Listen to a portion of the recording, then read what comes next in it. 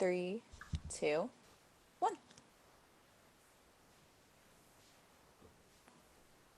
Hello, we're Boneza Valdez Hanchock and Lisa Hill Corley, tonight's directors. This is the final Avant-Bard work from home reading, but stay tuned as Avant-Bard announces other digital programming throughout the year. Avant-Bard's work from home readings are completely made possible with support from viewers like you. And please support excellent work like Helen Hayes, award winner Lewis Davis, and Top Dog Underdog. Congratulations, Lewis. Yes. To donate, please visit www.avantbard.org/donate. And the link will be in the comments of this YouTube video and also in the Facebook event. He Speaks recenters the Bard's text into a mixtape focusing on Black Femme stories in the pursuit of a long overdue, more complete kind of Shakespearean universality. We'd like to thank Quill Neberger, John Johnson, Navi, Paola Vanessa Losada, Abby Wasserman, and everyone at Avant-Bard Theater, and a special thanks to Leanne Stump and Jackie Demarest for their dramaturgical help. And now, please enjoy She Speaks.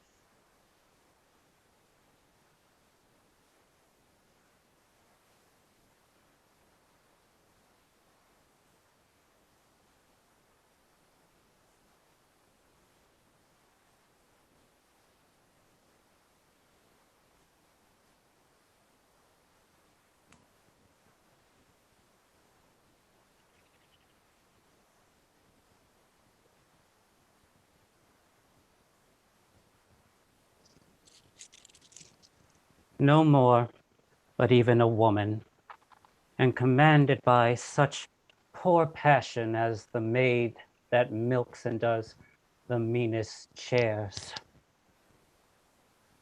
It were for me to throw my scepter up to the injurious gods, to tell them that this world did equal theirs, till they had stolen our jewel.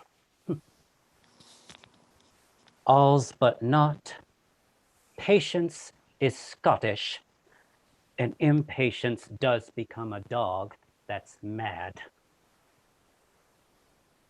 Then, is it sin to rush into the secret house of death, ere death dare come for us? How do you, women,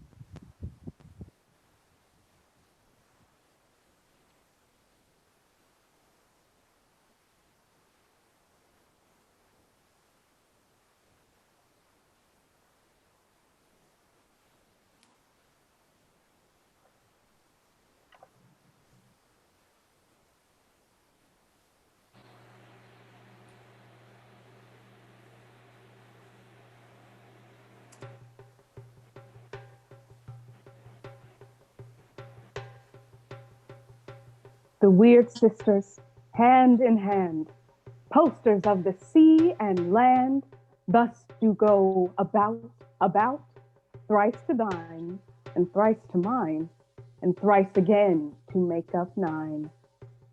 You are all men of sin, whom destiny that hath to instrument this lower world, and what is in't, the ne'er surfeited sea hath caused to belch up you. But with thy brawls thou hast disturbed our sport. Therefore the winds piping to us in vain, as in revenge, have sucked up from thee contagious fogs. I have made you mad. And even with such like valor, men hang and drown their proper selves. Thrice the brinded cat hath mewed. Thrice and once the hedged pig whined. Harpier cries, 'tis time, 'tis time. Round about the cauldron go, in the poison entrails throw. Toad, that under cold stone days and nights has 31 sweltered venom sleeping got, boil thou first in the charmed pot. The human mortals want their winter here. No night is now with him or Carol blessed. Therefore the moon, the governess of floods, hell in her anger, washes all the air that rheumatic diseases do abound. And thorough this distemperature we see. Double, toil and trouble. Fire burn. And cauldron. Bubble. Fillet of a finny snake, in the cauldron boil and bake. Eye of newt and toe of frog, wool of bat and tongue of dog. Adder's fork and blindworm's sting, lizard's leg and owlet's wing. Form a charm of powerful trouble, like a hell broth boil and bubble. You fools! I and my fellows are ministers of fate.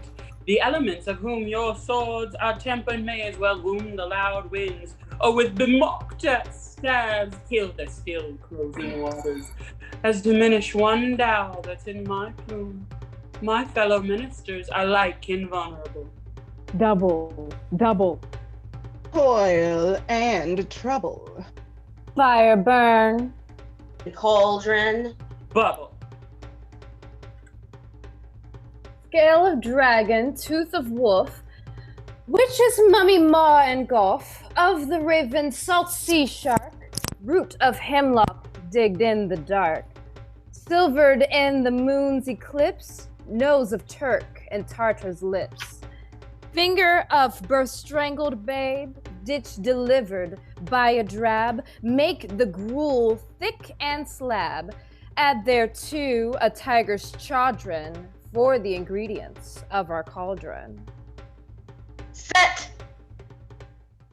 The spring, the summer, the children autumn, angry winter change their wonted liveries, and the mazed world by their increase now knows not which is which.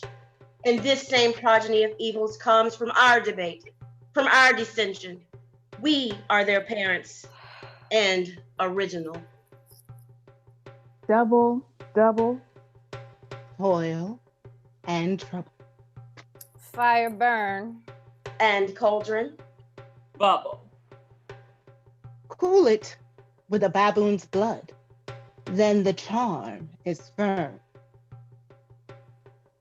and good.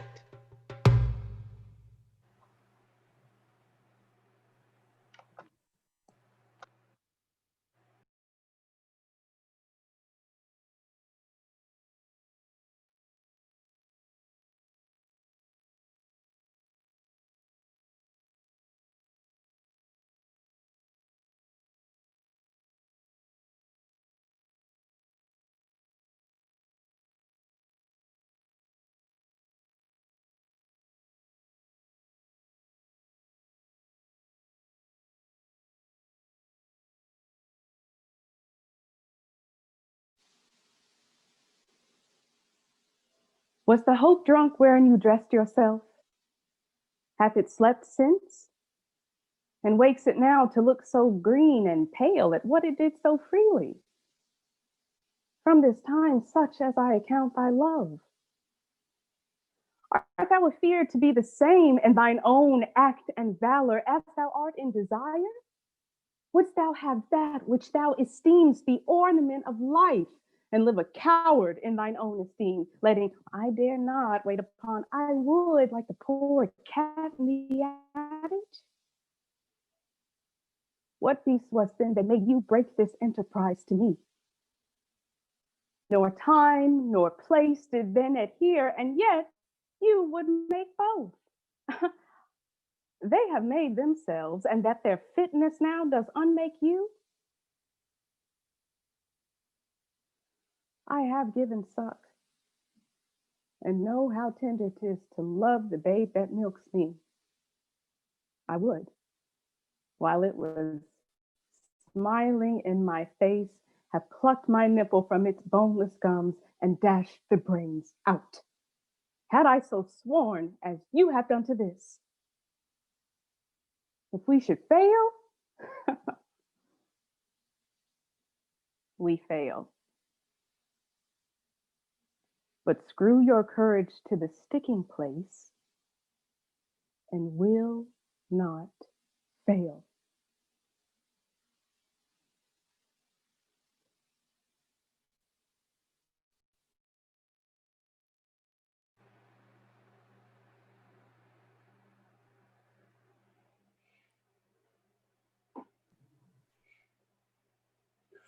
I urged you further.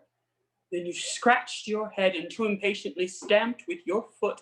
Yet I insisted, yet you answered not. But with an angry watcher of your hand gave sign for me to leave you, so I did. Fearing to strengthen that impatience, which seemed too much enkindled, and withal, hoping it was but an effect of humor, which sometimes hath his hour, which with every man. Why dost thou bend thine eyes upon the earth, and start so often when thou sittest alone? Why hast thou lost thy fresh blood in thy cheeks, and given my treasures and my rights of thee to thick-eyed musing and cursed melancholy? In thy faint slumbers I by thee have watched, and heard thee murmur tales of iron wars, speak terms of menace to thy bounding steed, cry courage to the field, and thou hast talked of sallies, retires, of trenches, tents, of palisadoes, frontiers, parapets, of basilicus, of cannon, culver rain, of prisoners rent and of soldiers slain, and all the currents of a heady fight. It will not let you eat, nor talk, nor sleep, and could it work so much upon your shape as it has much prevailed on your condition? Thy spirit within thee hath been so at war, and thus hath bestirred thee in thy sleep, that beads of sweat have stood upon thy brow like bubbles in a late disturbed stream. And in thy face strange emotions have appeared, such as we see when men restrain their breath on some great sudden hest. Oh, what portents are these? You have some sick offense within your mind, which by the right and virtue of my place I ought to know of. And upon my knees I charm you by my once commended beauty, by all your vows of love, and that great vow which did incorporate and make us one, that you unfold to me your half, yourself, why you are heavy. And what men tonight have had to resort to you, for here have been some 6 or 7 who did hide their faces even from darkness. Ouch, you mad ape! A weasel hath not such a still spleen as you are tossed with in faith. Is it expected that I should know no secrets that appertain to you? Am I yourself but as it were in sort or limitation to keep with you at meals, comfort your bed, and talk to you sometimes? Dwell I but in the suburbs of your good pleasure. If this were true, then I should know this secret. Come, you parakeeto, answer me directly into this question that I ask. In faith, I'll break thy little finger, and if thou wilt not tell me all things true, do you not love me? Do you not indeed? Well, do not then, but since you love me not, I will not love myself. Do you not love me? Nay, tell me if you speak in jest or no. I grant I am a woman, but withal, thank you, I am no stronger than my sex. Being so fathered and so husbanded, tell me your counsels, I will not disclose them. I have made strong proof of my constancy, giving myself a voluntary wound here in this thigh. Can I bear that with patience and not my husband's secrets? Thy spirit within thee hath been so at war, and thus hast so bestirred thee in thy sleep, that beads of sweat have stood upon thy brow like bubbles in a late disturbed stream, and in thy face strange motions have appeared, such as we see when men restrain their breath on some great sudden hest. Oh, what portents are these? Some heavy business hath my lord at hand, and I must know it, else he loves me not.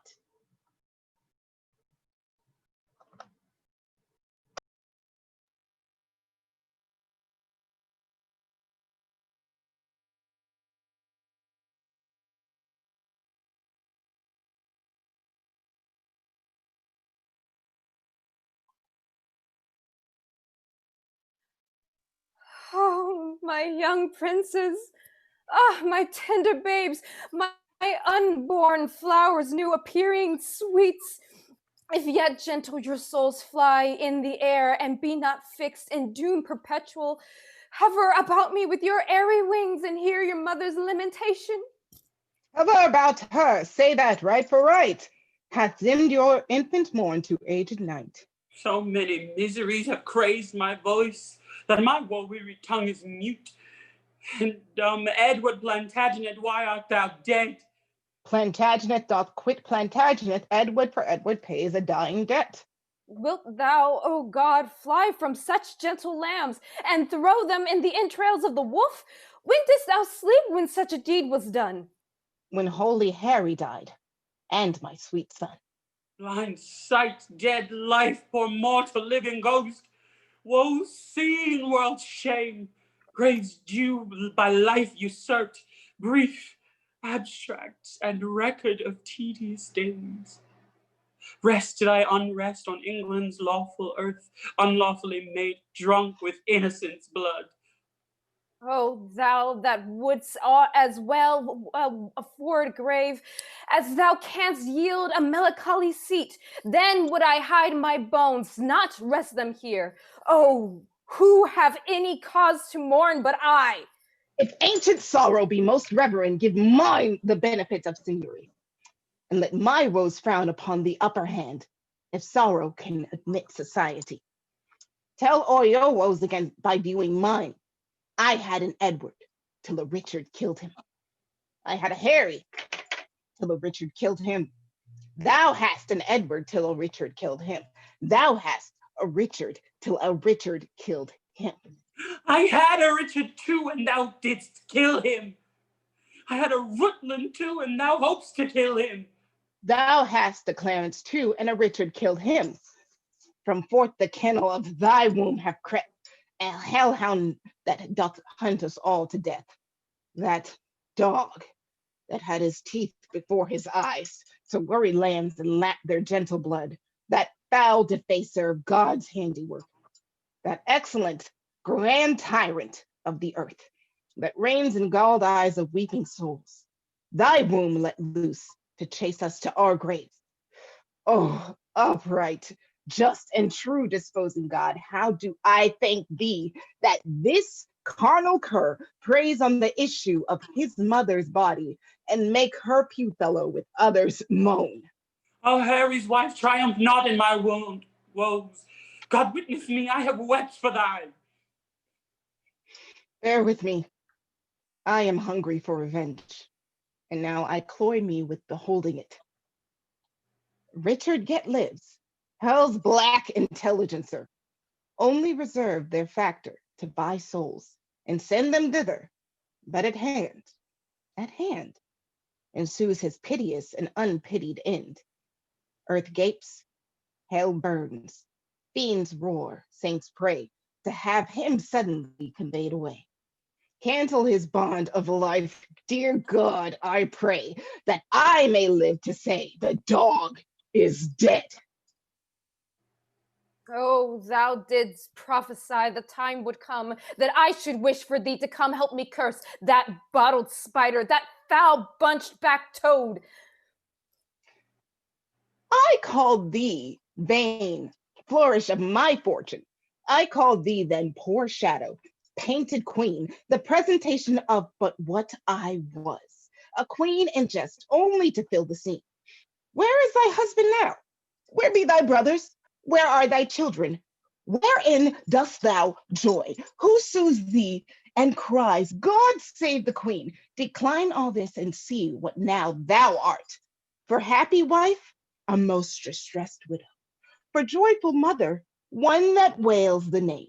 Thus hath the course of justice wheeled about and left thee but a very prey to time, having no more but thought of what thou wert, to torture thee the more, being what thou art. Thou didst usurp my place, and dost thou not usurp the just proportion of my sorrow? Now thy proud neck bears half thy burdened yoke, from which even here I slip my weary neck and leave the burden of it all on thee. Oh, thou well skilled in curses, stay a while. Teach me how to curse mine enemies.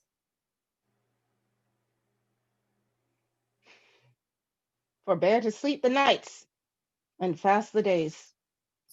compare dead happiness with living woe. Think that thy babes were fairer than they were, and that he slew them fouler than he is. Bettering thy loss makes the bad causer worse. Revolving this will teach thee how to curse. My words are dull. Oh, quicken them with thine. Thy woes will make them sharp and pierce like mine.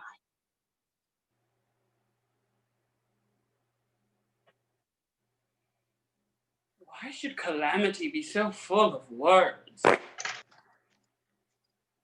Windy attorneys to their client woes, airy succeeders of interstate joys, poor breathing orators of misery, let them have scope. Though what they do impart help not all, yet do they ease the heart.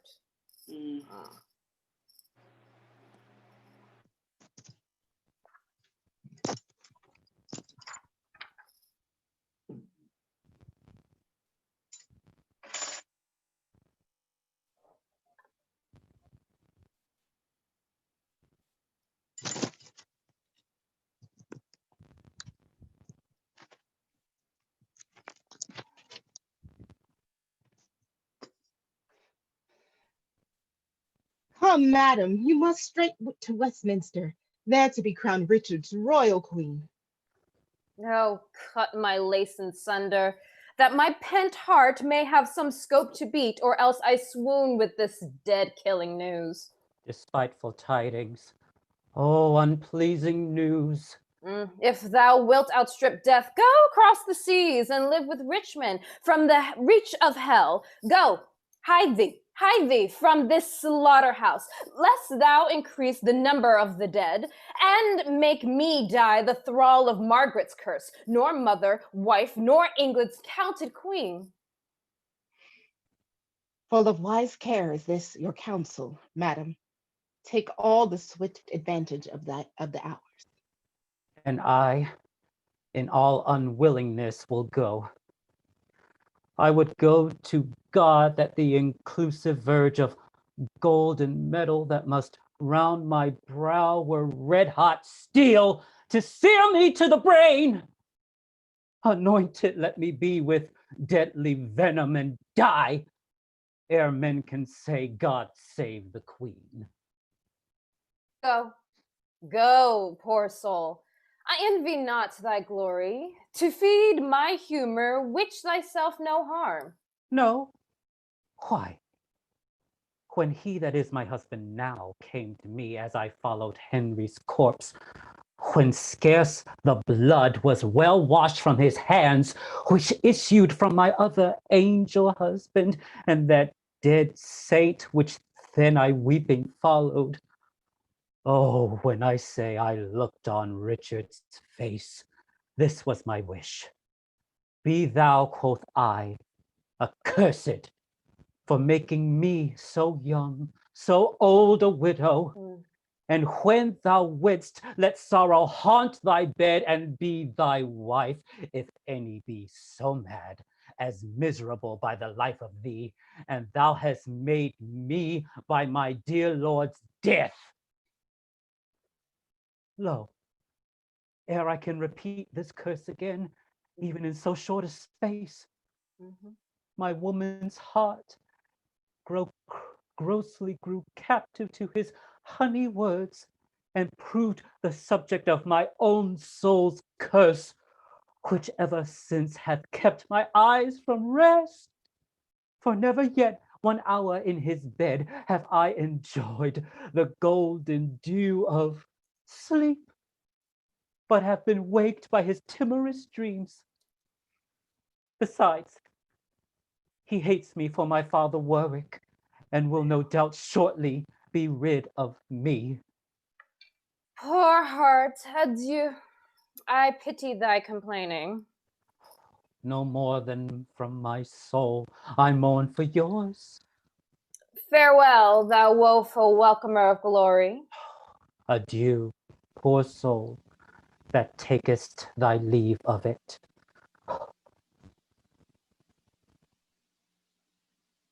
Oh, God's will. much better they ne'er had known pomp.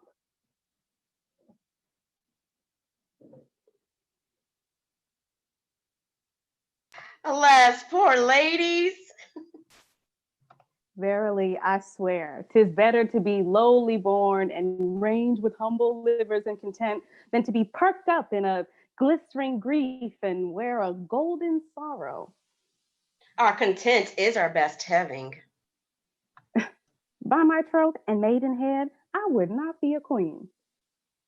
Beshrew me, I would, and venture maidhead for it. And so would you, for all the spice of your hypocrisy. Nay, good troth. Yes, troth and troth. You would not be queen. No, not for all the riches under heaven. 'Tis strange.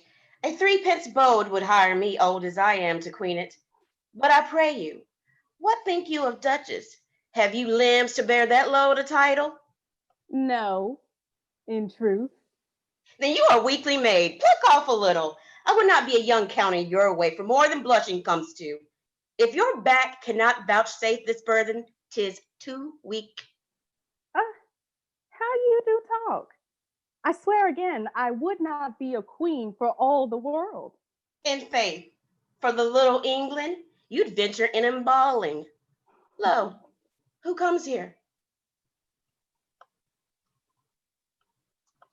Good morrow, ladies, that you may, fair lady, perceive I speak sincerely and high notes, ta'en of your many virtues.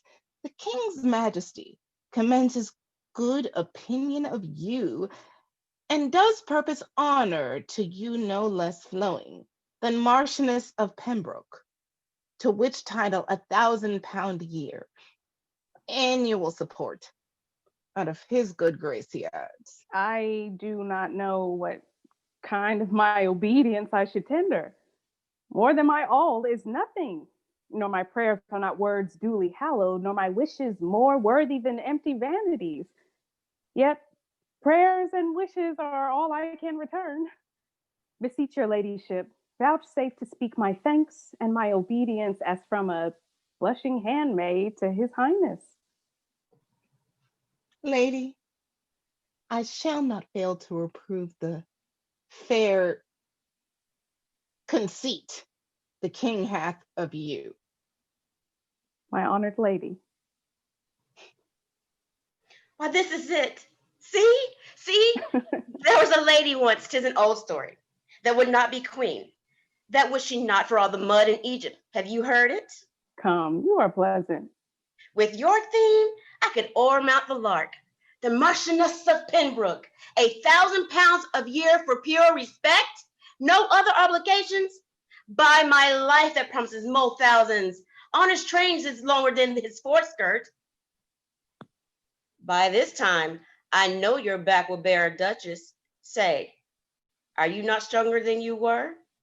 Good lady, make yourself mirth with your particular fancy and leave me out on't. Would I have no being, if this salute my blooded jot? It faints me to think what follows. The queen is comfortless, and we forgetful in our long absence. Pray, do not deliver what here you've heard to her.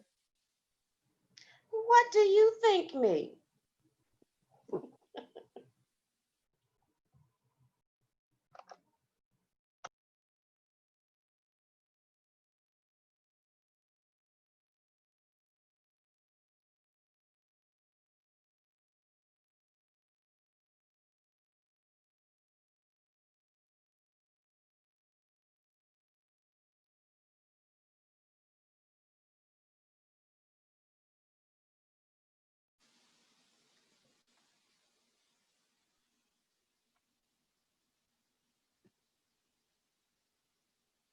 Give me your hand, sir. My duty, madam, and most humble service. What is your name? Cesario is your servant's name, fair princess. My servant, sir. 'Twas never merry world since lowly feigning was called compliment. your servant to the Count Orsino, youth. And he is yours, and he must needs be yours. His servant's servant is your servant, madam. For him, I think not on him. For his thoughts, would they were blanks rather than filled with me.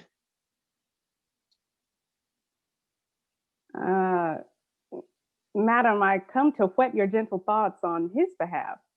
Oh, by your leave, I pray you. I bade you never speak of him again. But would you undertake another suit? I'd rather hear you to solicit that than music from the spheres.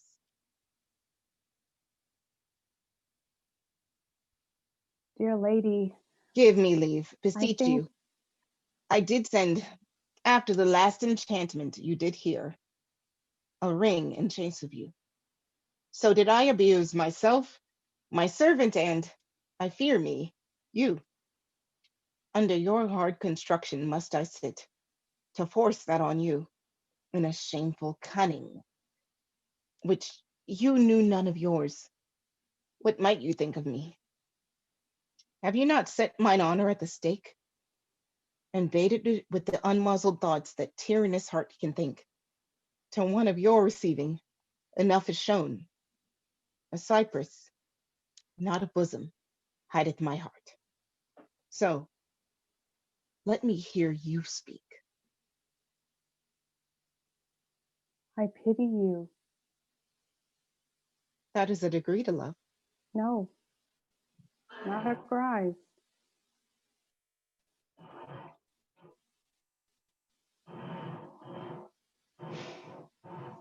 Why then, methinks it's time to smile again. Oh, world, how apt the poor are to be proud. If one should be a prey, how much better to fall before the lion than the wolf. The clock upbraids me with the waste of time. Be not afraid, good youth. I will not have you. And yet, when wit and youth is come to harvest, your were is alike to reap a proper man. There lies your way, due west. Then westward ho. Grace and good disposition, attend your ladyship. You'll nothing, madam, to my lord by me? Stay. I prithee, tell me what thou thinkest of me. That you do think you are not what you are? If I think so, I think the same of you. Oh. Then think you right. I am not what I am.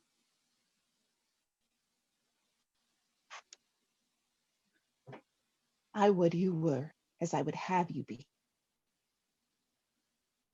Would it be better, madam, than I am? I wish it might, for now I am your fool. Oh, what a deal of scorn looks beautiful in the contempt and anger of his lip. A murderous guilt shows not itself more soon than love that would seem hid. Love's light is noon. Cesario, by the roses of spring, by maidhood, honor, truth, and everything, I love thee so that maugre all thy pride, nor wit nor reason can my passion hide.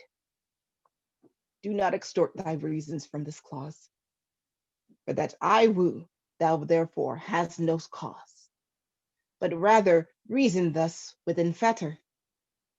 Love sought is good, but given unsought better.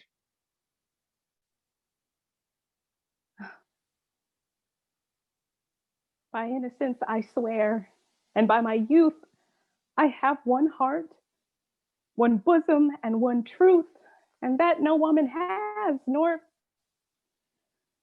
none shall be mistress of it, save I alone. So adieu, good madam. Nevermore will I my master's tears to you deplore. Yet come again, that thou perhaps mayst move that heart which now abhors to like his love.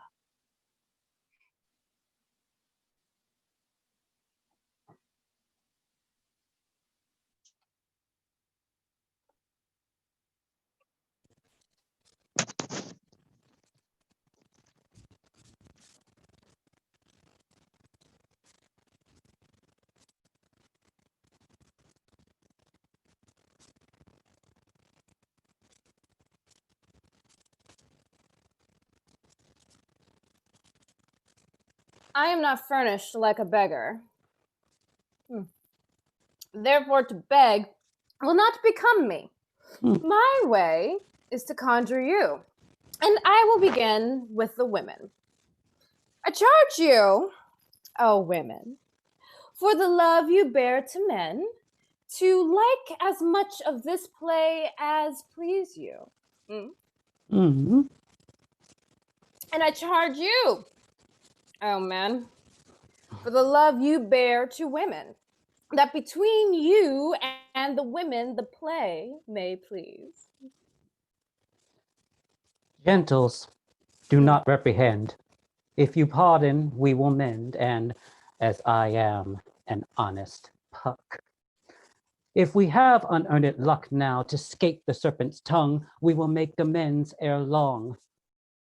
Else the Puck a liar call. So, good night unto you all.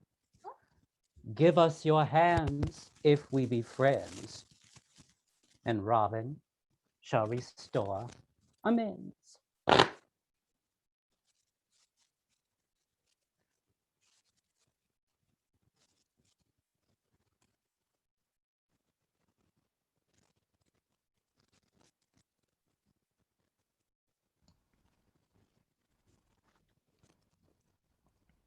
Thank you, everyone, for watching. One more time, please donate to help support these free readings. If you can, to avantbard.org/donate. The link will be in the comments of this YouTube video and is also on the Facebook event page. And now, let's meet our fabulous cast. Hello, I'm Tameka Taylor. Hello, I'm Nicole Ruthmarie. Hi, I'm Garnet Williams.